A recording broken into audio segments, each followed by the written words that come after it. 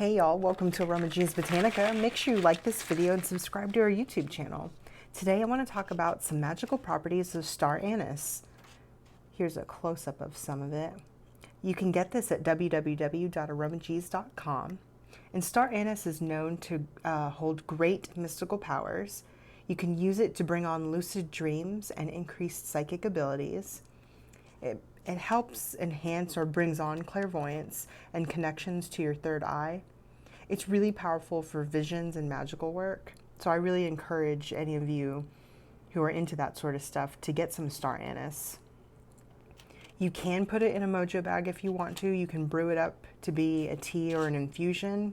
You can infuse it into a magical oil or a spiritual oil. And if you're into candle magic, you definitely can load your candle with some Star Anise. Again, if you'd like to have some, you can go to www.aromagees.com, or if you happen to be in Nashville, come visit us. We're at 223 Donaldson Pike. Thanks so much.